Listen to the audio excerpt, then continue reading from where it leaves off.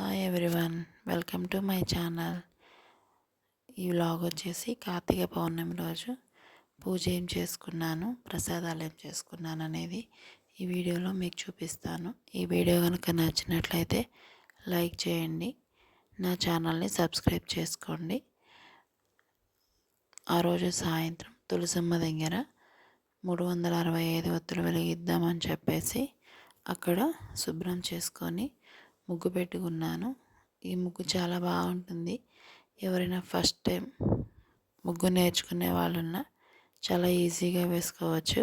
ఒకసారి ట్రై చేయండి. నేను ఈ విధంగా ముగ్గు పెట్టుకొని పసుపు కుంకుమతో డెకరేట్ చేసుకున్నాను. ముగ్గు వేసిన తర్వాత ఒత్తులన్నిటిని 365 ఒత్తుల్ని ఆవు నేతిలో నానబెట్టుకున్నాను. మిగతా చిన్న చిన్న ప్రమిదలను కూడా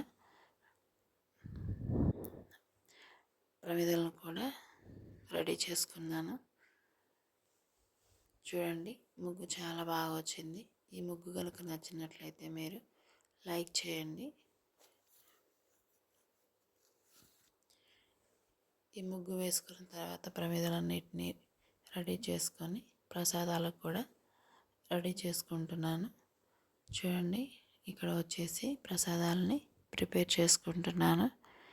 ఇక్కడ ఒకసారిగానే ప్రసాదాలన్నీ రెడీ చేస్తున్నాను. ఒక పొయ్యి మీద గారెలు, ఒక పొయ్యి మీద పొంగలి, ఇంకొక పొయ్యి మీద పులిహోరకి ప్రసాదాలన్నిటినీ రెడీ చేసుకుంటున్నాను. ఇక్కడ వచ్చేసి పాలు పొంగు వచ్చాయి. నేను ఇక్కడ బియ్యము, సగ్గు బియ్యంతో పొంగలి రెడీ చేస్తున్నాను.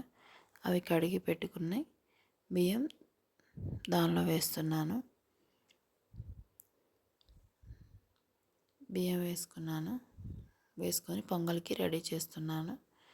చూడండి, ఇక్కడ వచ్చేసి వడలు, మినపగారెలు వేసుకుంటున్నాను ప్రసాదం కింద.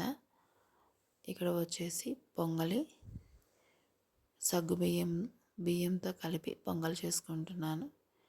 ఇక్కడ వచ్చేసేసి పులిహోరకి రైస్ని బాయిల్ చేసుకుంటున్నాను. లెమన్ రైస్ చేసుకుంటున్నాను ఇక్కడ. ఇవన్నీ రెడీ చేసుకొని ఇంతకుముందు ఒత్తులన్నిటినీ నానబెట్టానని చెప్పాను కదా, ఆ నానబెట్టిన ఒత్తులన్నిటినీ ప్రమిదల్లో పెట్టేసుకొని రెడీగా పెట్టేసుకున్నాను. చూడండి, ఇక్కడ ఇలా ఈ విధంగా పెట్టుకున్నాను. శివుని ఫోటో పెట్టుకొని శివునికి పూలు డెకరేట్ చేసుకొని ఈ విధంగా పెట్టుకున్నాను. తర్వాత ప్రసాదాలన్నీ రెడీ అయిన తర్వాత దీపారాధన చేసుకొని పూజ చేసుకున్న తర్వాత నేను మా వారు ఇద్దరం కలిసి పూజ చేశాము. ఇక్కడ అష్టోత్తరము, పంచాక్షరి మంత్రము చదువుకొని పూజ చేసుకున్నాము. నేను చేసిన నైవేద్యాలు గారెలు, పూర్ణాలు, పొంగలి కూడా తీసుకొచ్చి ఇక్కడ పెట్టుకున్నాను. ఇక్కడే కాదు, రోజు పూజ చేసే కాడ కూడా పూజ చేసుకొని ఇక్కడ కూడా పూజ చేసుకున్నాము. ఇక్కడ వచ్చేసి మా వారు టెంకాయ కొట్టారు. తర్వాత నేను కూడా టెంకాయ కొడుతున్నాను. ఆ రోజు పూజ చాలా ప్రశాంతంగా జరిగింది. మేము మా పిల్లలు అందరం కలిసి పూజ చేసుకున్నాము. చాలా బాగా అనిపించింది. కార్తీక మాసంలో 365 ఒత్తులు వెలిగిస్తే చాలా మంచిది. అది కూడా ఆవు నేతితో వెలిగిస్తే ఇంకా మంచిది. నేను ఇక్కడ ఆవు నేతితోనూ 365 ఒత్తులు వెలిగించాను. మిగతా చిన్న దీపాలని నువ్వుల నూనెతో వెలిగించాను. ఇక్కడ మా వారు వచ్చేసి పూజ అంతా అయిపోయిన తర్వాత నైవేద్యం సమర్పించి హారతి ఇస్తున్నారు.